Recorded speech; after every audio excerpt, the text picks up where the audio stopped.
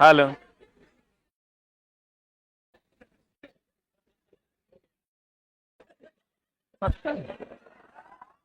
बैठिए।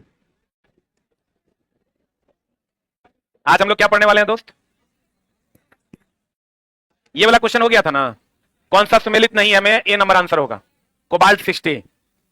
आज हम लोग पढ़ने वाले हैं ऑक्सीडेशन एंड रिडक्शन। क्या पढ़ने वाले हैं आज हम लोग?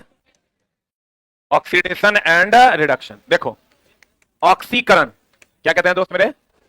एक होता है ऑक्सीकरण, क्या होता है? और एक होता है दोस्त मेरे अवकरण।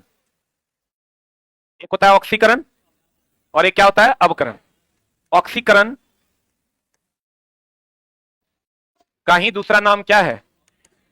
उपचयन, अपचायक, अवकारक। ही पता है ना? अवकरण को कहते हैं अपचयन, उपचायक, ऑक्सीकारक। देखो, इसमें ऑक्सीजन जुड़ता है और इचला हाइड्रोजन हटता है। और अगर इसमें आते हैं तो इसमें ऑक्सीजन क्या होता है? हटता है और हाइड्रोजन क्या होता है? जुड़ता है। अब ध्यान देना, अगर ये दोनों बातें हो जाए, ये भी हो और ये भी हो, तो इसको हम लोग कहते हैं रेडॉक्स। कौन अभिक्रिया? अगर ये भी हो यानी ऑक्सीजन जुड़ भी रहा हो, ऑक्सीजन हट भी रहा हो, तो वह अभिक्रिया क्या कहलाएगी? रेडॉक्स। अगर हाइड्रोजन हट भी रहा हो और हाइड्रोजन जुड़ भी रहा हो, वह अभिक्रिया क्या कहलाएगी? रेडॉक्स। अगर ऑक्सीजन जुड़ रहा हो और हाइड्रोजन जुड़ रहा हो, तब भी इस केस में वह अभिक्रिया क्या कहलाएगी? रेडॉक्स। अगर ऑक्सीजन हाइड्रोजन हट रहा हो और ऑक्सीजन भी हट रहा हो, यह अभिक्रिया क्या कहलाएगी? रेडॉक्स। क्या कहलाएगी? आजकल इसी का ट्रेंड है और यही पूछा जा रहा है। अब ध्यान देना, इसमें इलेक्ट्रॉन का त्याग होता है। बताओ, इलेक्ट्रॉन का त्याग तो प्लस की माइनस?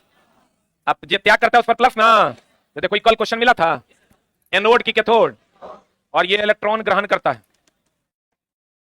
एनोड की कैथोड जो ग्रहण करेगा उस पर माइनस चार्ज। आप माइनस बोले तो क्या? कैथोड। इसको लिख लो, कल एक क्वेश्चन आया हुआ था एनोड कैथोड वाला।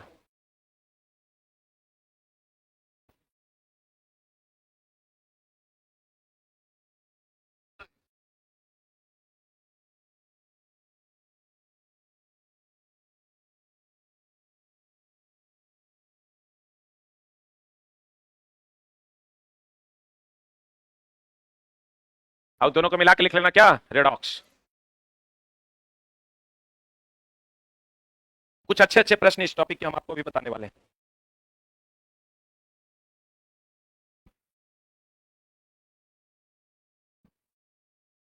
हो गया? थ्योरी वाला सेक्शन में खाली है, वहां लिखिए। अरे चुट्टा, कैसे लिखा है रे? कितना सुंदर हम सजा के लिखे हैं, तो वैसे नहीं लिखे, कैसे कैसे लिख दिया? क्या लिखा है? किसी की पढ़ाई में मेरा क्या योगदान है?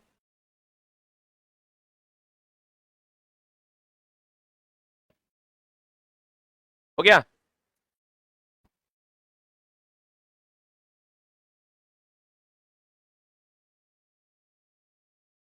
अरे हो गया। ऑक्सीकरण, उपचयन, अपचयक, अवकारक। इसमें ऑक्सीजन जुड़ता है और हाइड्रोजन हटता है। इसमें ऑक्सीजन हटता है और हाइड्रोजन क्या होता है? जुड़ता है। इसमें इलेक्ट्रॉन का त्याग, त्याग होगा तो प्लस की माइनस, एनोड की कैथोड। इसमें इलेक्ट्रॉन का ग्रहण, ग्रहण होगा तो माइनस, माइनस होगा तो क्या होगा? कैथोड। जो इलेक्ट्रॉन का त्याग करेगा उस पर प्लस की माइनस, त्याग मतलब एनोड की कैथोड। क्लियर है? इस पूरे का इंग्लिश जो होता है एक ही होता है, दैट इज ऑक्सीडेशन। और इस पूरे का एक ही इंग्लिश होता है, रिडक्शन। ये भी लिख लो, पूरे का इंग्लिश एक ही होता है, क्या? ऑक्सीडेशन। इस पूरे का इंग्लिश एक ही होता है, क्या? रिडक्शन। ध्यान से समझना, चला इसके बड़े अच्छे अच्छे प्रश्न हम आपको भी बताने वाले हैं। देखो, ऑक्सीकरण, उपचयन, अपचयक, अवकारक। इसमें ऑक्सीजन जुड़ता है और हाइड्रोजन हटता है। इसमें इलेक्ट्रॉन का क्या होता है? त्याग। त्याग बोले तो प्लस, प्लस बोले तो एनोड। अवकरण, अपचयन, उपचयक, ऑक्सीकारक, रिडक्शन होता है। और ऑक्सीजन का हटना, हाइड्रोजन का जुड़ना, इसमें इलेक्ट्रॉन ग्रहण होता है, नेगेटिव चार्ज, कैथोड। अब आ जाओ क्वेश्चन की दुनिया में। ऑक्सीकरण अभिक्रिया, अभी तुरंत हम बताए थे, ऑक्सीजन का जुटना और हाइड्रोजन का हटना। जो जुटेगा उसमें वृद्धि होगा कि कमी होगा? आज ये हटेगा, यहां माइनस ना होगा, जो हटेगा उसमें क्या आएगी? कमी। अब क्वेश्चन पढ़ लीजिए, आंसर बता दीजिए। वृद्धि हुआ मतलब ग्रहण किया कि त्याग किया? अरे छोटा, ऑक्सीजन जुट रहा है तो ग्रहण ने किया, और इसकी कमी हो गई तो क्या किया? अब तो बताओ क्या होगा? ऑक्सीकरण ऑक्सीजन ग्रहण करने या हाइड्रोजन का त्याग करने की प्रक्रिया, डी नंबर हो जाएगा। एक चीज हमेशा ध्यान रखना, ऑक्सीजन का वृद्धि, ऑक्सीजन अगर जुड़ा मतलब ऑक्सीजन की क्या हो गई? वृद्धि। ऑक्सीजन की वृद्धि हो गई मतलब क्या किया है? ग्रहण किया है कि त्याग किया है? क्या किया है? ग्रहण किया है, और त्याग करने की कैपेसिटी भी आती है, लेकिन उस पर नहीं जाते। ऑक्सीजन का जुड़ना मतलब ऑक्सीजन की क्या वृद्धि, और हाइड्रोजन का जुड़ना मतलब किसमें वृद्धि? हाइड्रोजन में वृद्धि। हाइड्रोजन हटा मतलब हाइड्रोजन की क्या कमी? अगला प्रश्न बता, हम बताए थे टाइप्स ऑफ अभिक्रिया, बताए थे, एनसीईआरटी एग्जाम्पलर का सवाल है और स्नातक स्तरीय एसएससी में भी पूछा है, क्योंकि एनसीईआरटी का आपके लिए जरूरी है। बताओ क्या ये संयोजन अभिक्रिया है? क्योंकि हम बोले थे कल आप अगर क्लास किए होंगे तो ए बी आपस में जुड़ेगा, क्या बनाएगा? ए बी बनाएगा, तो ए बी बनाएगा तो एकल उत्पाद में बनाएगा। एकल उत्पाद क्या इस अभिक्रिया में बन रहा है? कई गो उत्पाद बन रहा है? तो ये होगा कि नहीं होगा? अब बोलो। अब उदासीनीकरण अभिक्रिया में बोले थे अम्ल क्षार से अभिक्रिया करेगा, तो यहां देखे तो कहीं क्षार है, तो ये भी नहीं होगा। कोई दो को चुनना है, इसका मतलब 1 और 3 होगा। कैसे होगा वो भी बता देते हैं। हाइड्रोजन यहां से हटा है, ऑक्सीजन जुटा है, तो प्रतिस्थापन अभिक्रिया है। अब रही बात उपचयन अपचयन या रिडॉक्स कैसे है? रिडॉक्स देखो कैसे है, ध्यान से देखो। हाइड्रोजन यहां हट रहा है, हाइड्रोजन यहां जुट रहा है, क्या हुआ? क्या हुआ? हाथ उठा देता है तुम। इधर आओ, इधर आओ, इधर आओ। अरे चुट्टा, तेरा सीट नहीं मिला तो इसे हाथ उठा रहे। इधर आओ, इधर आओ, आओ सीट देते हैं तेरा। अभी क्लास से तेरा बाहर ही कर देते हैं, लेट आया है। अरे देखो कितना बड़का रंगबाज है। आओ नहीं, इधर आओ, बैठो। सीबीएसई बोर्ड से? अरे बाबूजी नौकरी करते हैं, इतना कॉन्फिडेंस कहां से लाता है? अभी क्या क्या पता है तुम लोग को? इस सबसे लेट अभी ये किया है, अभी क्या कर रहा है? हम उधर ध्यान गया मेरा, ये कहता है सर हट नहीं रहा है, टेबल नहीं दे रहा है। टेबल बैठा होगा उसके बगल में रखा होगा, टेबल तुमको देगा नहीं। तो तुम लेट क्यों आया है? काहे? बैठो, रंग बताओ यार, बहुत मार पड़ जाएगी। देखो ध्यान से देखना, चला पढ़ाने का वो फ्लो होता है। देखता है बैट्समैन सबको बैटिंग कर रहा होता है तो एकदम स्क्रीन को एडजस्ट कर लेता है, ताकि जरा सा कंसंट्रेशन लॉस होगा ना। दिमाग में होता क्या है, अगर आप पढ़ा रहे हैं तो आपको अगला क्या बोलना है उसको डिसाइड करना होता है, तभी ना हम बोलेंगे। तो अगला डिसाइड कब कर पाएंगे? जब हम इस पर कंसंट्रेट रह पाएंगे, नहीं तो अगला बार डिसाइड होगा नहीं तो ऑर्डर मेंटेन नहीं हो पाएगा। खैर छोड़िए, जाने दीजिए। यहां से आप देखिए क्या बता रहे थे। हाँ, अगर हाइड्रोजन हट रहा है और हाइड्रोजन जुड़ भी रहा है, इसका मतलब यह हुआ कि ये रिडॉक्स है। ऑक्सीजन जुड़ भी रहा है और ऑक्सीजन हट भी रहा है, तब भी ये रिडॉक्स है। और अगर ऑक्सीजन जुड़ रहा है और हाइड्रोजन भी जुड़ रहा है, तब भी ये रिडॉक्स है। और अगर हाइड्रोजन हट रहा है और ऑक्सीजन जुड़ रहा है, तब भी ये क्या है? रिडॉक्स। अब बढ़िया से देखो कि प्रतिस्थापन अभिक्रिया, इसमें कोई डाउट है? संयोजन क्यों नहीं है, ये क्लियर है। उदासीनीकरण क्यों नहीं है? क्योंकि अम्ल क्षार है नहीं। एक क्यों बच गया? रिडॉक्स कैसे है? तो देखो यहां से हाइड्रोजन एकरा से हट रहा है कि जुट रहा है? एकरा में हाइड्रोजन ओ में एच जुटा है, तब ना चला H2O बना है। तो बता ये रिडॉक्स है या नहीं है? आंसर बता क्या होगा? C4 क्या? अगला। अब इसको देखो फिर से बढ़िया से, यहां से देखो ऑक्सीजन हट रहा है कि जुट रहा है? यहां से देखो ऑक्सीजन जुट रहा है। ऑक्सीजन अगर हटे भी जुड़े भी, ऐसी अभिक्रिया को कौन अभिक्रिया कहते हैं? रिडॉक्स। आंसर बता क्या होगा? तीन नंबर हो जाएगा आंसर, क्योंकि देख हाँ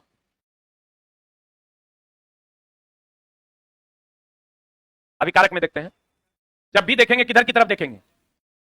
अभिकारक से देखेंगे कि अभिकारक से उत्पाद जाते हुए क्या हो रहा है, जुट रहा है कि हट रहा है। क्लियर? किधर से किधर देखेंगे? नहीं तो तू इधर से इधर देखेगा तो मामला गड़बड़ा जाएगा। किधर से किधर देख रहा है? Left to right. कहता है जब आयरन भाप से अभिक्रिया करता है, दे देता है चला Fe3O4 प्लस हाइड्रोजन। अगर आयरन ऑक्सीजन से अभिक्रिया करेगा जल की उपस्थिति में, तभी दे देगा Fe2O3। ये दोस्त मेरे भाप है। एक मिनट रुक जा, ये जो है ये जंग है, एक मिनट रुक न रे, गड़बड़ हो जाएगा। ऑप्शन में Fe2O3 भी देता है, ऑप्शन में Fe3O4 भी देता है, दोनों साथ में भी देता है, ठीक ना। तो आपको ही ध्यान रखना है आयरन जब भाप से विक्रिया करेगा तो क्या देगा, Fe3O4। चला सबसे फंसा हुआ क्वेश्चन में से एक है। और आयरन जब ऑक्सीजन से विक्रिया करेगा जल की उपस्थिति में तब क्या देगा, Fe2O3। लीक, अटपट नहीं करना।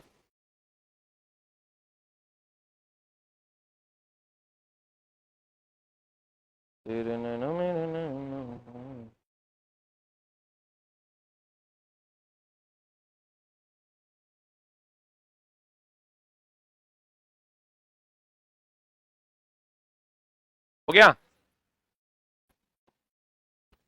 अब चलते हैं, the name of the chapter is solution.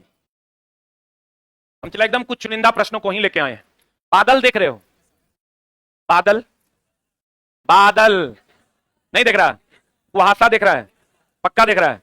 बताओ बादल और कुहासा जो है, हम हमेशा बच्चों को इस चीज में बच्चा कंफ्यूज मत होना, इस रूम में आदमी है कि आदमी में रूम है। हाँ, बड़ा में छोटा होता है, ग्लास में पानी होता है कि पानी में ग्लास। बादल, कुहासा, धुंध, ये सब दोस्त मेरे गैस में क्या है, गैस में क्या है तरफ। एक मिनट होल्ड ऑन। वहीं अगर धुआं की बात करोगे तो धुआं गैस में छोटे छोटे कण होते हैं ठोस के, राख के। यहां ठोस का मतलब क्या है, राख है। Right it down. हाँ, कुहासा का ही दूसरा रूप है।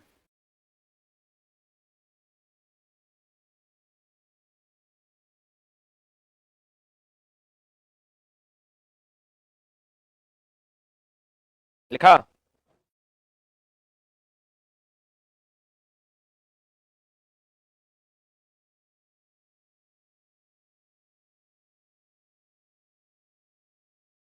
अरे लिखे, बादल, कुहासा, धुंध, गैस में क्या है, द्रव, और धुआं गैस में क्या है, ठोस। गैस में क्या है, ठोस।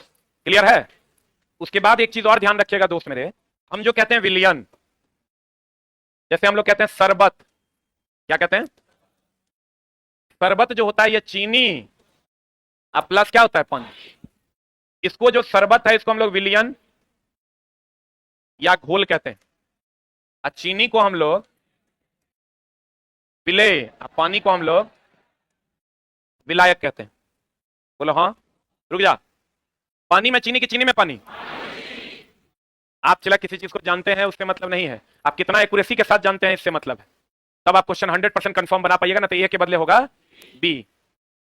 विलेय की मात्रा कम होगी और विलायक की मात्रा ज्यादा होगी। हम हमेशा बताते हैं विलेय का स्पेलिंग छोटा है, चीनी कम मात्रा में होगा, तो विलेय जो है वो कम मात्रा में होगा। विलायक का स्पेलिंग बड़ा है, यह अधिक मात्रा में होगा। कौन अधिक मात्रा में होगा, विलायक अधिक मात्रा में होगा। बहुत बढ़िया बात। अब मामला क्या है, प्रतिशत सांद्रता का एक सवाल आता है और बड़ा संभल के बनाने का है। द्रव्यमान प्रतिशत या प्रतिशत सांद्रता का एक सवाल आता है, प्रतिशत सांद्रता द्रव्यमान का। इसका फॉर्मूला है विलेय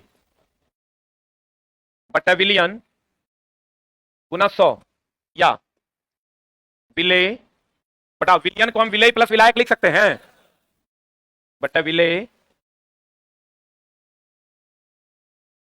प्लस विलायक गुना 100।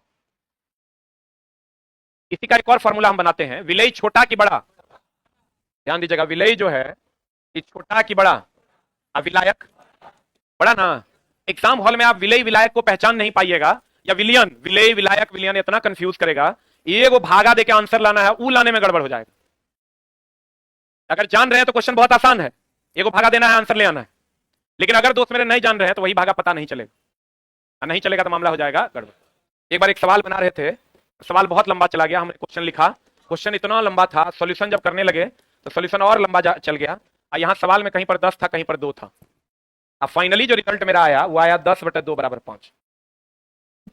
ठीक है, 2 ही डेटा था, एक 10 था, एक 2 था। फाइनल रिजल्ट मेरा कितना आया, 10/2 बराबर 5। एक लड़का कहता है सर इतना जो आप किए हैं करने का क्या जरूरत, सीधा भागा दे देते आंसर आ जाता। हम ओकरा बोले बाबू रे ये हमको कैसे पता चलेगा कि भागा दे देंगे तो आंसर आ जाएगा। तो बोला सर हिट एंड ट्राई करते, एक बार 10/2 देख के देखते ऑप्शन आ रहा है कि नहीं, एक बार 10 गुना 2 देख के करते ऑप्शन आ रहा है, एक बार 10 - 2 देख के करते, एक बार 10 + 2 देख के करते। इतना करने का क्या जरूरत है, क्या जरूरत है फॉर्मूला बनाने का। अब बड़ा बढ़िया उपाय बताया ये बच्चा। लेकिन दोस्त मेरे, ये हमेशा 10/2 होगा, और किस क्वेश्चन में 10/2 होगा ये कैसे पता चलेगा? अगर कोई उपाय है? वो तो इसमें आ गया, जब आप क्वेश्चन बना रहे होते हैं विलेय, विलियन और विलायक का, सवाल बहुत आसान होता है, खाली एक भागा देना, you will get the answer. एक जोड़ करना, एक भाग देना, you will get the answer. लेकिन आपको पता तो चले कि जोड़ना किसको है, घटाना किसको है, भागा केकरा से देना है। इसीलिए इसको पढ़ना पड़ेगा ठीक से। प्रतिशत सांद्रता विलेय, अब बटा किसका, विलियन। विलियन बोले तो शरबत की चीनी, हाँ। अब विलेय बटा विलेय प्लस विलायक, क्योंकि विलियन को विलेय प्लस विलायक लिख सकते हैं। बोलिए, एक चीज हमेशा ध्यान रखिएगा, जो कम मात्रा में होगा वो क्या होगा, विलेय, और जो अधिक मात्रा में होगा वो क्या होगा, विलायक। देखो तो इस फॉर्मूले को हम ऐसे लिख सकते हैं, छोटका, छोटका बटा छोटका प्लस बड़का गुना 100। बोलो चला, इसको हम ऐसे लिख सकते हैं, छोटका बटा छोटका प्लस बड़का गुना 100। देखो तो ऐसे लिख सकते हैं क्या, विलेय छोटा की बड़ा, विलायक बड़ा। विलेय विलेय विलायक विलियन में नहीं फंसना है, तो सीधे करना छोटका बटा छोटका प्लस बड़का गुना 100। लेकिन अगर विलियन दे देगा, फिर विलियन में दे देगा तो विलेय बटा विलियन गुना 100 करना होगा। लेकिन ऐसा कोई सवाल है नहीं, लेकिन कभी कभार दे देता है 1-8%। तो अगर दे देगा तो विलियन को पहचान लेना, शरबत का दे देगा द्रव्यमान इतना है तो समझ लेना क्या दे दिया, विलियन। और नहीं तो 99% केसेस में लगाना छोटका बटा छोटका प्लस बड़का गुना 100। बोले मैं नहीं करेंगे, क्योंकि जो छोटका विलेय बटा विलेय, विलेय बटा विलेय प्लस विलायक गुना 100 करोगे ना, एग्जाम हॉल में कंफ्यूजन हो जाएगा, सवाल बनेगा नहीं। ठीक है, याद क्या रखना है, छोटका बटा छोटका प्लस बड़का गुना 100, इसको लिख लो।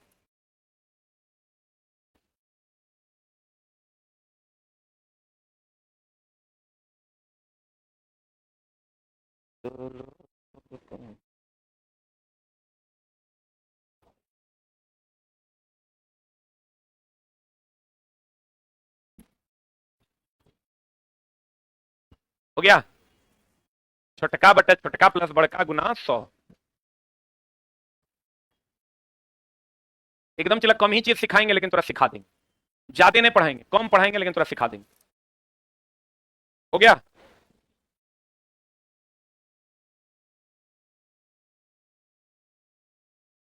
अरे हुआ। अब क्या याद रखना है, छोटका बटा छोटका प्लस बड़का गुना 100। लेकिन एगो सावधानी ध्यान में रखना कि विलियन तो कहीं नहीं दे दिया, तब विलेय बटा विलियन गुना 100, क्योंकि छोटका प्लस बड़का को विलियन लिख सकते हैं। अरे छोटका प्लस बड़का को विलियन लिख सकते हैं, और जो छोटा वैल्यू होगा विलेय होगा कि विलायक होगा। बहुत बढ़िया बात, पढ़े। अब देखो, बादल, बता क्या होगा, बादल धूल है रे, जलवाष्प के कण है, हवा की बारिश की, हवा में बारिश की बूंदे हैं, हवा में तैरती पानी की छोटी छोटी बूंदे। हवा में पानी की बूंद है कि पानी में हवा है, हवा में पानी। कभी कभी क्वेश्चन पूछता है बादल किस ऊर्जा को किस ऊर्जा में बदलता है, गतिज को स्थितिज के स्थितिज को गतिज। तो मेरे बादल में हाइट है तो उसमें स्थितिज ऊर्जा है, और उसके कारण जब टकराता है तो गतिज ऊर्जा में बदलता है, तब बारिश होता है। तो कभी कभार क्वेश्चन पूछते हैं कि बारिश में क्या होता है, तो कहिएगा, याद रखिएगा, क्वेश्चन बनता नहीं है बच्चा से, स्थितिज ऊर्जा को किसमें बदल देता है, गतिज ऊर्जा में। स्थितिज ऊर्जा को बारिश किसमें बदल देता है, गतिज ऊर्जा में। बादल की स्थितिज ऊर्जा होती है, वो टकराता है और गतिज ऊर्जा में बदल जाता है। आंसर बता दो क्या हो जाएगा, ए की भी किसी, बताओ उस विकल्प का चयन कीजिए जो सही ढंग से यह इंगित करता है कि निम्नलिखित में से कौन सा कथन सत्य है। जब मैग्नीशियम धातु के एक टुकड़े को कॉपर सल्फेट के विलयन में रखा जाता है, बता क्या होगा, मैग्नीशियम धातु के एक टुकड़े को कॉपर सल्फेट के विलयन में रखा जाएगा, ये बना देगा MgSO4 प्लस क्या बना देगा, कॉपर। बोलो हाँ। अब देखो, लिख लिया जल्दी,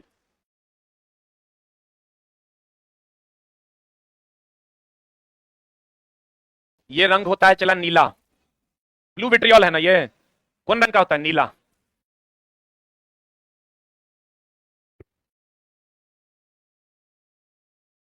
और ये जो होता है ये आप कह सकते हैं भूरा, लगभग भूरा रंग का होता है, मटमैला कलर।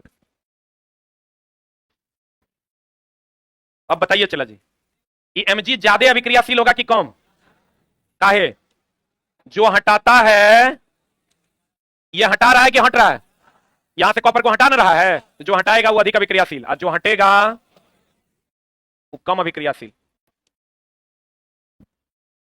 जो हटाएगा, जैसे हम किसी को हटाएंगे तो हम ज्यादा अभिक्रियाशील की कम, और जो हटेगा कम अभिक्रियाशील।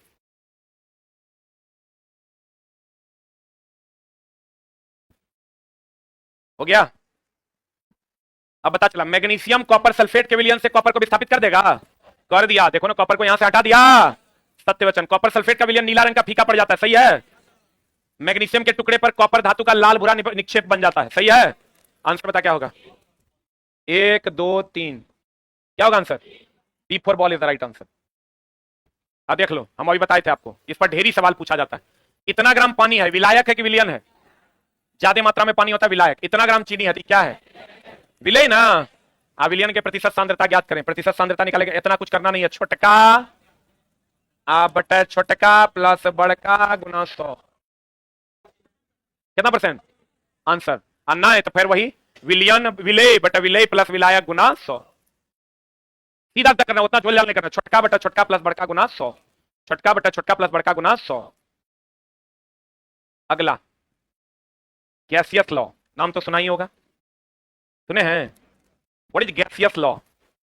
गैसियस लॉ के बारे में एकदम जो हम आपको इंफॉर्मेशन अभी दे रहे हैं, इससे ज्यादा आपको पढ़ना नहीं है, लेकिन ध्यान से समझना पड़ेगा। हम हमेशा बच्चों को बताते हैं ये पी भी टी, आप चला खूब पढ़ लिए हैं, आपको कुछ याद नहीं है, फिर अगर कोई यूज नहीं है। आप खूब पढ़े हैं, खूब रिवीजन किया, हमको हमारे पास है तभी ना अगर यूज कर पाइएगा। तीरंदाज आप बहुत बढ़िया है, तीर आपके पास है ये नहीं है, आपको हम ढेला दे देते हैं, मामला गड़बड़ा नहीं जाएगा। तीरंदाज अगर है आप बहुत अच्छे, तो आपके पास तीर होना चाहिए। तीर बहुत ज्यादा है, अब प्रैक्टिस नहीं है तो ज्यादा भी कम पड़ जाएगा। मारे गया है न वहां की वजह चल जाए तो मारवे दुर्योधन को लग जाए तो भीष्म पितामह। प्रेशर वॉल्यूम और टेम्परेचर, पी भी टी, बार बार हम कहते हैं बॉयल, BCG, BCG। B4 हो गया बॉयल लॉ, C4 हो गया चार्ल्स लॉ, G4 हो गया Gay Lussac law. PVT BCG, pressure volume temperature, Boyle Charles Gay Lussac, सही है। अब देखो टेम्परेचर कांस्टेंट रहेगा बॉयल्स लॉ, प्रेशर कांस्टेंट रहेगा चार्ल्स लॉ, आयतन कांस्टेंट रहेगा गेलुसाक लॉ। नहीं समझा? प्रेशर कांस्टेंट रहेगा चार्ल्स लॉ, टेम्परेचर कांस्टेंट रहेगा बॉयल्स लॉ, आप वॉल्यूम कांस्टेंट रहेगा गेलुसाक।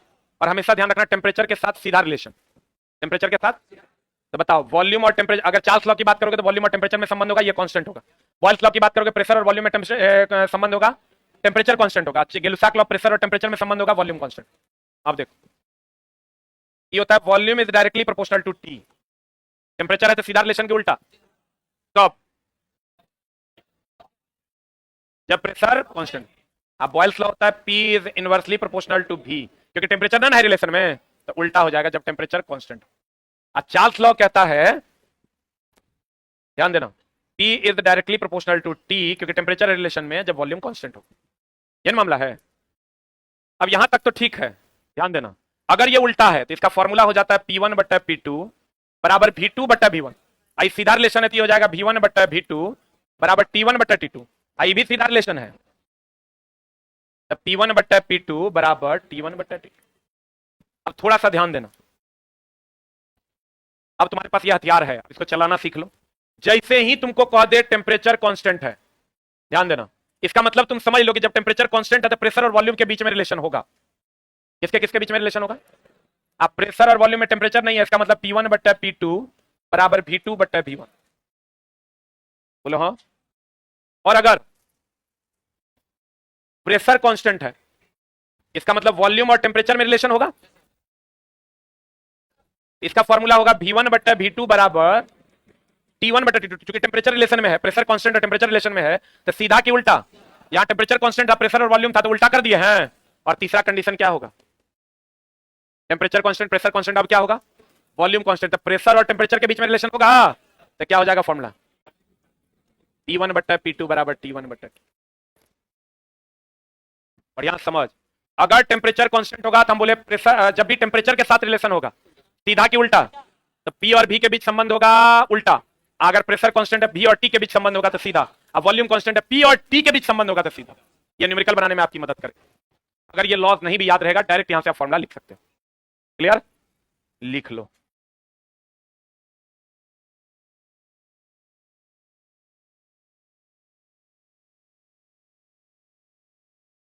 तेरे नैनों पावन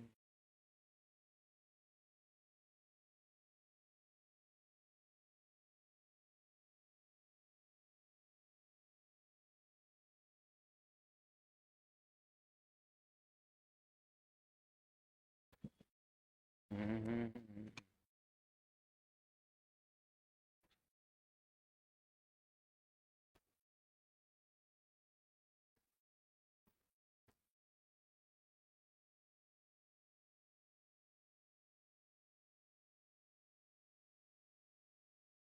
चला इसमें नंबर ऑफ क्वेश्चंस टीचर्स को भी बोले हैं नहीं बढ़ाने, लेकिन जितना पढ़ाएंगे उतना तुम्हारे पास रहेगा।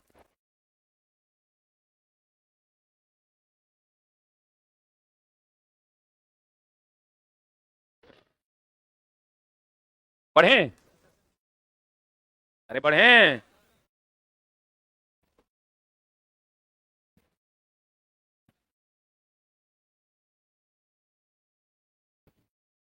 अरे बढ़ें, देखें चलिए।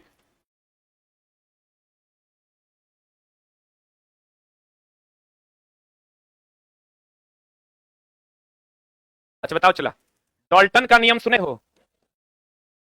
डॉल्टन का नियम किसके लिए है? आंशिक दाब का नियम। वो नियम दोस्त मेरे, आंशिक दाब का नियम किसने दिया था? ये कहता था पी टोटल बराबर P1 plus P2 plus P3, आंशिक दाब का योग कुल दाब के बराबर होगा। ये कौन गैस के लिए लागू होता है? CO प्लस H2 गैस के लिए लागू है। रुक रुक रुक रुक रुक रुक रुक रुकने रे। एक बात बताओ, अगर ये कोई गैस है, इस पर P1 बल यहां से, P1 दाब इधर से, P2 इधर से, P3 इधर से देंगे या P4 इधर से देंगे, तो कुल दाब जो होगा वो आंशिक दाब के योग के बराबर होगा? बोले मैं नहीं करेगा। इसी को कहते हैं आंशिक दाब का नियम, जो किस पर लागू होता है? CO plus H2 gas. जल्दी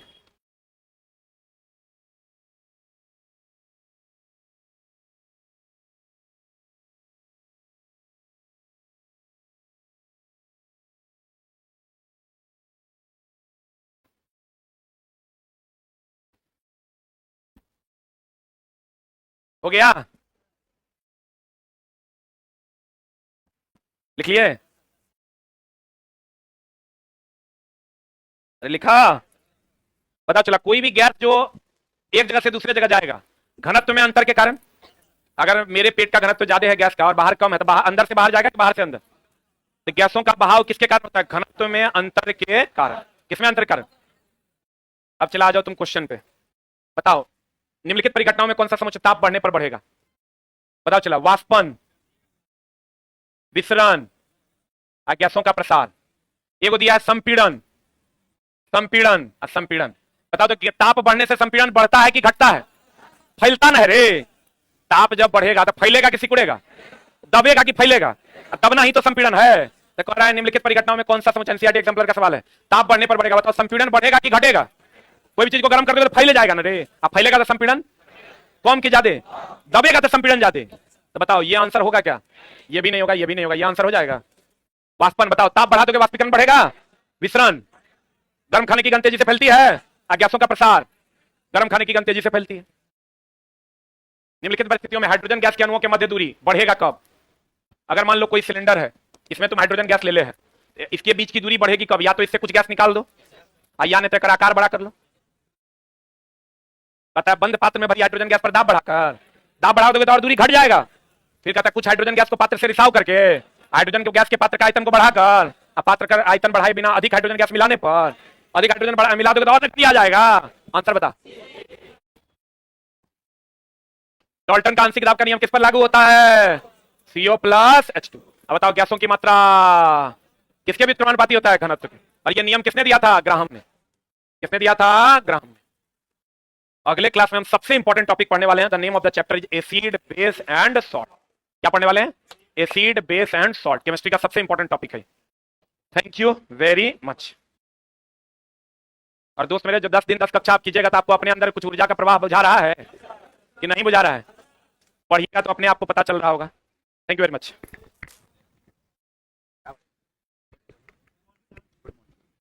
बैठ जाइए। गुड मॉर्निंग सबको।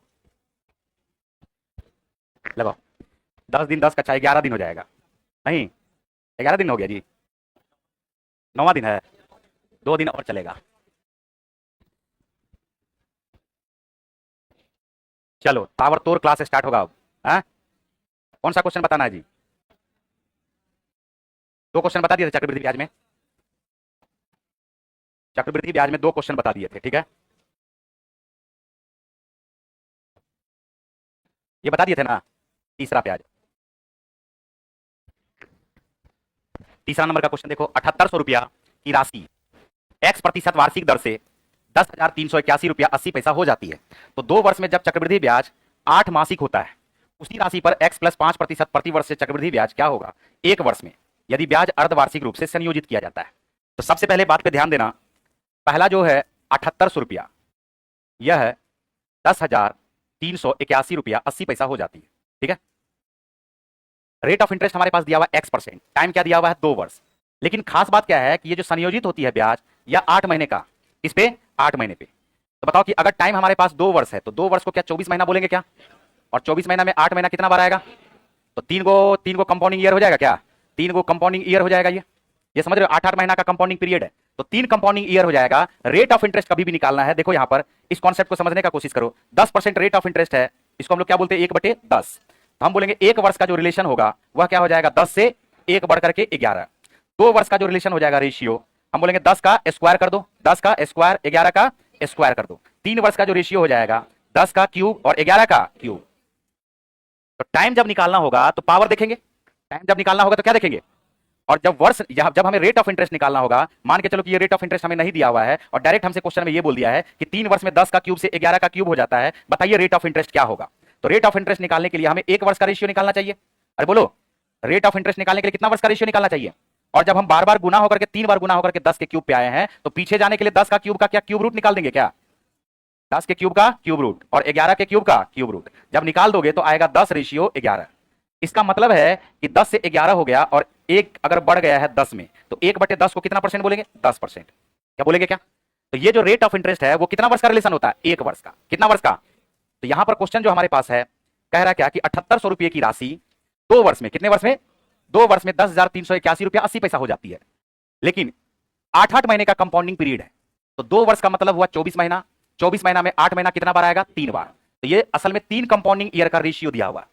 हम एक कंपाउंडिंग ईयर का रेशियो निकालेंगे जो 8 महीना होता है, और एक कंपाउंडिंग ईयर का रेशियो निकालने के लिए क्यूब रूट निकाल देंगे। क्या करेंगे, इसका क्यूब रूट निकालेंगे। तो यहां पर हम लिखेंगे 3, 7800 इसके अंदर जाएगा, 10,381.8 है, 1 दशमलव को यहां से हटा दो तो ये 0 आ जाएगा। अब देखो इसका निकालना आसान है, बात पे समझना ध्यान से, क्यूब रूट निकालना बिल्कुल आसान है, ये 1000 देख करके ही पता चल जाएगा। बताओ 10 का क्यूब क्या होता है, 10 का क्यूब 20 का, 20 का 30 का। तो बताओ 78,000 को 27 काटेगा क्या, 78,000 को 27 काटेगा क्या, 78,000 को बताओ 8 काटेगा क्या, 1000 कट जाएगा, 78 को 8 काटेगा। इसका मतलब है कि ये ना तो 30 का क्यूब है ना तो 20 का क्यूब है, किसका क्यूब मिलेगा 10 का। 10 का क्यूब होने के लिए 1000 होना चाहिए, और 1000 होने के लिए 78 को यहां से कटना चाहिए। इसका मतलब है कि दोनों में से 78 कट जाएगा, 13 से काटोगे या तो 6 से काट दो, 13 छाके 78, 6 से काट दो पहले, 6 से काटोगे 6 इकाई 6, 6 सत्ते 42, 6 तिया 18 और 0 6 तिया 18, 0 6 तिया क्या आ गया है 18। फिर 13 से काट दो, 13 का कोई काम नहीं है यहाँ पे, 13 से काटोगे 13 इकाई 13 बच गया 4, 13 तिया 39 बच गया 4, 13 तिया 39, 13 इकाई 13। तो 1000 का क्यूब रूट क्या आएगा 10, और 1331 का क्यूब रूट क्या आएगा। क्या ये दिख रहा है क्या, एक कंपाउंडिंग ईयर, एक कंपाउंडिंग ईयर का मतलब वो 8 महीना। तो 8 महीना का जो ब्याज है वह हमारे पास क्या दिया हुआ है 10%। देख करके बोल सकते हो क्या, 10 से 11 हुआ तो 8 महीने का ब्याज कितना हुआ। लेकिन रेट ऑफ इंटरेस्ट का मतलब होता है 100 रुपया पर 1 वर्ष में मिलने वाले ब्याज को ब्याज की दर कहते हैं। तो असल रेट ऑफ इंटरेस्ट तो ये नहीं हुआ, ये तो 8 महीना के लिए ना है जी। तो हम बोलेंगे असल में 8 महीना के लिए 10% है, तो बता दो कि 12 महीने के लिए कितना परसेंट होगा। 8 का 1.5 गुना है 12, तो 10 का 1.5 गुना कर दोगे तो क्या आएगा। तो असल रेट ऑफ इंटरेस्ट 12 महीने के लिए होता है, यही हमारा x% है, यही हमारा क्या है x% है। अब यहां से क्वेश्चन में बोला है अब उसी राशि पर x प्लस 5% के दर से 1 वर्ष का चक्रवृद्धि ब्याज क्या होगा यदि ब्याज अर्धवार्षिक रूप से संयोजित हो रहा है। तो रेट ऑफ इंटरेस्ट निकल गया 15%। क्वेश्चन का दूसरा पार्ट होता है शुरू। तो रेट ऑफ इंटरेस्ट बोला है अगर x में 5 को जोड़ दे, 15 में 5 को जोड़ोगे तो रेट ऑफ इंटरेस्ट क्या आएगा 20% बुलाएगा। लेकिन ये अब हाफ ईयर के लिए अगर इसका कंपाउंडिंग पीरियड होगा तो बताओ कितना परसेंट हो जाएगा। और एक वर्ष में कितना हाफ ईयर होता है जल्दी बोलो, 2 हाफ ईयर। कितना हाफ ईयर, तो हम बोलेंगे 2 हाफ ईयर के लिए 10% के दर से effective rate of compound interest 10 plus 10 मिलकर के 20, और 10 का 10% 1, 10% का लिख लो याद रखो। 2 वर्ष के लिए 21%, 3 वर्ष के लिए 33.1%, 4 वर्ष के लिए 46.41%। तो यहां पर effective rate of compound interest आ जाएगा 21%, और यही हमें निकालना। मूलधन तो हमारा वही है 7800, मूलधन हमारा वही है 7800, और इस 7800 का हम 21% निकालेंगे। परसेंट से दोनों जीरो कट जाएगा। अब एक दूसरे को आपस में गुना कर दो, यूनिट डिजिट से भी बन सकता है, 8 इकाई 8। एकमात्र ऑप्शन हमारे पास क्या दिया हुआ बताओ 1638 रुपया।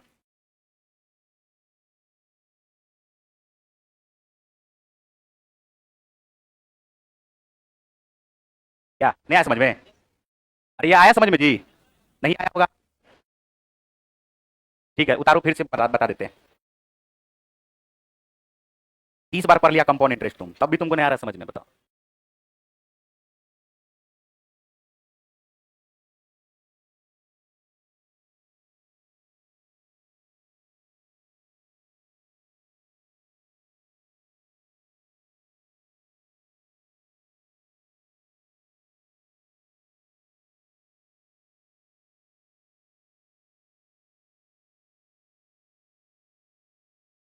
हो गया? देखो फिर से समझाते हैं, क्वेश्चन पे ध्यान दो। तुम लोग सोच रहा होला होला क्वेश्चन, 1,000 का 10% के दर से 2 चक्रवृद्धि ब्याज निकालिए, क्वेश्चन पूछता है क्या है? अरे रेलवे का क्वेश्चन पूछा गया है, दूसरा कोई एग्जाम भी नहीं है, रेलवे का ही क्वेश्चन पूछा गया है। कॉन्सेप्ट पे ध्यान दो, क्वेश्चन क्या कह रहा है ध्यान से सुनो, मिटा दे इसको, फिर समझा देते हैं। देखो यहां पर 7800 रुपया की धनराशि है, 10,381 रुपया 80 पैसा हो जाती है। 7800 रुपया की धनराशि है, 10,381 रुपया 80 पैसा हो जाती है। बात पे ध्यान दो, इधर उधर देखना बंद करो, ये सोचना बंद करो कि बहुत भारी क्वेश्चन है, ये थोड़े पूछता है एग्जाम में ना, एग्जाम में ही पूछता है। देखो 1,000 रुपया मूलधन, 10% के दर से 2 वर्ष में चक्रवृद्धि ब्याज, इतना जो हल्का हल्का पूछता तो देश में होता 3 करोड़ ट्रेन, कितना ट्रेन, और 3 करोड़ होता है इसमें ड्राइवर, अब 30 करोड़ होता है इसमें एम्प्लॉय, मतलब निकलता कितना जानते हो? 20 लाख। 20 लाख पर साल वैकेंसी निकलेगा, भरेगा 10 लाख, वैकेंसी निकला 20 लाख, अब भरेगा 10 लाख। तब ऐसा ऐसा क्वेश्चन पूछता, तो बात समझे? चलो देखो चपरासियों में नहीं पूछता अब ऐसा क्वेश्चन। देखो इधर 7800 रुपया की राशि x% के दर से 10,381 रुपया 80 पैसा हो जाती है 2 वर्ष में जब चक्रवृद्धि ब्याज 8 महीने का हो। 2 क्वेश्चन है इसमें, क्वेश्चन कितना है? क्वेश्चन थोड़ा सा भी लगे हार्ड तो हमेशा देख लेना कि एक से अधिक क्वेश्चन मिक्स रहता है एक ही क्वेश्चन में। एक से अधिक क्वेश्चन को जैसे मिक्स कर दिया क्वेश्चन बन जाता थोड़ा सा कॉम्प्लिकेटेड, लेकिन बहुत कॉम्प्लिकेट नहीं है, दोनों को समझने का कोशिश करो। 7800 रुपया की धनराशि है, x% वार्षिक दर से 10,381 रुपया 80 पैसा हो जाती है 2 वर्ष में जब चक्रवृद्धि ब्याज 8 मासिक होता है। यहां पे रुक जाओ, यहां पे रुक जाओ, अब अगला क्वेश्चन शुरू होता है उसी राशि पर, यानी 7800 पर ही x प्लस 5% प्रति वर्ष चक्रवृद्धि ब्याज क्या होगा 1 वर्ष में यदि ब्याज अर्धवार्षिक रूप से संयोजित किया जाता है। क्या 2 क्वेश्चन है क्या? पहला क्वेश्चन बनाते हैं। पहला क्वेश्चन हमारा मकसद है x% निकालना, रेट निकालना। रेट कैसे निकालेंगे? रेट पे ध्यान दो। टाइम हमारे पास क्या है? 2 वर्ष। टाइम हमारे पास क्या है? अब महीना इसका चलता है, इसका साल चलता है 8-8 महीना का, इसका साल कैसा चलता है? तो बताओ 24 महीना में 8 महीना क्या बार, तो 3 गो ईयर हुआ इसका, इसके लिए कितना वर्ष हुआ? 3 वर्ष। हमने इसका तरीका ये बताया कि ये 7800 रुपया है और यही 7800 रुपया हो जाता है 10,381 रुपया 80 पैसा। जीरो को छोड़ दो, 0.8 लिख दो, और ये 3 कंपाउंडिंग ईयर है, 3 ईयर मान के चलते हैं, लेकिन 1 ईयर जो इसका है यह किसके बराबर है? 8 महीने के बराबर। ये जो हम 3 ईयर लिख रहे हैं कुछ समझ में आ रहा है? 24 महीना होता है ना जी, 2 साल में कितना महीना? 24 महीना में 8 महीना कितना बार? 3 बार। तो 3 बार 3 कंपाउंडिंग ईयर के लिए यही प्रिंसिपल 7800 है जो मिश्रधन में बदल जाता 10,381 रुपया 80 पैसा। तो हमने कहा कि हमेशा जो रेशियो होगा 1 वर्ष का वही हमारा रेट ऑफ इंटरेस्ट कहलाता है। 1 वर्ष का रिलेशन होता है, 1 वर्ष में 100 रुपया पर मिलने वाले ब्याज को क्या बोलते हैं? ब्याज की दर। तो हम यहां पर क्या करेंगे? क्यूब रूट निकाल देंगे। 3 वर्ष का है तो 1 वर्ष का निकालने के लिए हम क्यूब रूट निकालेंगे। हमने कहा दशमलव यहां से हटाओ, काटना शुरू करो बिना ज्यादा कुछ सोचे हुए, काटना शुरू करो। 13 छाके 78, 13 से काट दिए, 13 सते 91, या हम इसको उल्टा काट देते हैं। देखो 6 से काट दो, 6 से काटो 13,000, 6 से काटोगे 6 इकाई 6, 6 सते 42, 6 तिया 18, 6 तिया 18। फिर हमने कहा 13 से काटो, 13 से काटोगे 13 इकाई 13, 13 तिया 39, 13 तिया 39, 13 इकाई 13। तो यहाँ 1000 का क्यूब रूट क्या आएगा? 10, और 1331 का क्यूब रूट क्या आएगा? तो ये 10 से 11, कोई भी बोल सकता है ये 10% है। कितना परसेंट है? लेकिन ये 8-8 महीना का ना 1 वर्ष है जी। असल में रेट ऑफ इंटरेस्ट कितना वर्ष के लिए होता है? 1 वर्ष के लिए 12 महीने के लिए। तो हमने कहा जब 8 महीने के लिए 10% है तो असल रेट ऑफ इंटरेस्ट जिसको हम लोग x% भी बोल रहे हैं वो हमारा क्या आएगा? तो वो तो आएगा 12 महीने के लिए। तो 8 का 1.5 गुना है 12, तो 10 का 1.5 गुना क्या आएगा? 15। ये हो गया एक क्वेश्चन का पार्ट खत्म। ये रेट ऑफ इंटरेस्ट कैसे निकला कुछ समझ में आया? अरे बोलो, अब भी नहीं आया? अब भी नहीं आया तो समझ लो कि पटरी से 1 किलोमीटर दूर चल रहा है तुम। पटरी पे पहुंचने में अभी लंबा टाइम है, अब दौड़ने में बहुत लंबा टाइम। देखो यहाँ x प्लस 5 बोला, नया रेट ऑफ इंटरेस्ट जो है वो 5% जोड़ दो, 15 में 5 जोड़ दोगे क्या आएगा? अब सिंपल क्वेश्चन बोला है, हम सब लिख देते हैं। प्रिंसिपल क्या है? 7800, प्रिंसिपल तो 7800 ना है जी। टाइम बोला है, ये बोला है हाफ ईयर के लिए, तो हाफ ईयर के लिए आधे वर्ष के लिए क्या 10% लगेगा क्या? और टाइम है 1 वर्ष। टाइम कितना वर्ष है? अगर 1 वर्ष है तो 1 वर्ष में कितना हाफ ईयर आएगा? 2 हाफ ईयर आएगा। या तो इंटरेस्ट अगर निकालने के लिए आता है जिस तरीके से आता है उस तरीके से निकाल लो, या हमारे पास बहुत सारा तरीका है जिसमें से एक तरीका है कि हम effective rate of compound interest निकाल लेते हैं। Effective rate of compound interest 10% का 2 वर्ष में 21% आता है, और यही 21% हम किसका निकाल लेंगे? 7800 का। हमने कहा डबल जीरो से प्रतिशत कट जाएगा, 8 को 1 से गुना करोगे 8 आएगा, उत्तर क्या आएगा? बी। क्या अब भी आया समझ में? चलो उतार लिए थे, बड़े आगे देखो। चौथा, पहले दूसरे तीसरे वर्ष के लिए क्रमशः 4%, 5%, 6% प्रति वर्ष के दर से वार्षिक रूप से संयोजित 25,000 रुपए की राशि पर चक्रवृद्धि ब्याज क्या होगा? क्या पूछा? चक्रवृद्धि ब्याज। तो या तो यहां पर हम effective rate of compound interest निकालेंगे या ट्री मेथड का इस्तेमाल करेंगे। इसका इस्तेमाल करेंगे। सबसे पहले तो कंपाउंड इंटरेस्ट पहले कहीं ना कहीं तुम पढ़ के आओ, तब ये समझ में आएगा। सिंपल सा बात है। अब साफे नहीं पढ़ के आएगा, कंपाउंड इंटरेस्ट का मतलब ही नहीं, चक्रवृद्धि होता क्या, कहीं चक्र तो नहीं, तीर तो नहीं है, तो उस आदमी को नहीं आएगा समझ में। समझे? यहां पर क्या लिखोगे? 25,000। क्या लिखोगे? 25,000। कंपाउंड इंटरेस्ट का सिंपल सा मतलब होता है, एक तो सिंपल इंटरेस्ट लगेगा और इंटरेस्ट पर भी इंटरेस्ट लगेगा, तो उसको क्या बोलते हैं? चक्रवृद्धि ब्याज। तो 25, देखो ट्री मेथड का इस्तेमाल करके हम सिखाते हैं। यहां पर ध्यान से सुनो, ध्यान से सुनना। हमने कहा 25,000 का 4% कितना आएगा? 1,000। 25,000 का 5% कितना आएगा? 1250। 25,000 का 6% कितना आएगा? 1500। ये अभी हम क्या लिखे बताओ? Simple interest. क्या लिखे हैं? पहले वर्ष में 25,000 का 4%, 25 चौका 100 पर 1 जीरो, 25,000 का 5%, 25 पंचे 125 पर 1 जीरो, 25 छाके 150 पर 1 जीरो। अब क्या इंटरेस्ट पर भी इंटरेस्ट लगेगा क्या? तो बताओ, एक वर्ष के बाद इंटरेस्ट आ रहा है 1,000, तो इस 1,000 का दूसरे वर्ष इंटरेस्ट लगेगा। इस 1,000 का दूसरे वर्ष इंटरेस्ट लगेगा। रेट क्या है दूसरा वर्ष? 5%। 5% अगर दूसरे वर्ष लगाओगे तो 1,000 का 5% क्या आएगा? 1,000 का क्या आएगा? 50। बोलो आएगा क्या? अब क्या गो ब्याज हो गया? 1, 2, 3। अब इस तीनों ब्याज पे अगले वर्ष इंटरेस्ट लगेगा। मूलधन पे तो इंटरेस्ट लग गया, इंटरेस्ट पर भी इंटरेस्ट लगेगा। सबको जोड़ो, 1250 प्लस 50 मिलके 1300, 1300 प्लस 1,000 मिलके 2300। क्या 2300 का डायरेक्ट 5% निकाले क्या? 2300 का डायरेक्ट 6% निकाले क्या? अरे 6% है अगले वर्ष, तो 23 छाके क्या होता है? 138। अब सारे ब्याज को जोड़ दोगे, कंपाउंड इंटरेस्ट निकल गया 1,000, 1250, 50, 2300, 2300 में 1500 जो को जोड़ोगे 3800, 3800 में 138 को जोड़ोगे 3938। यही हमारा उत्तर हो गया। ऑप्शन नंबर क्या आ गया? ई।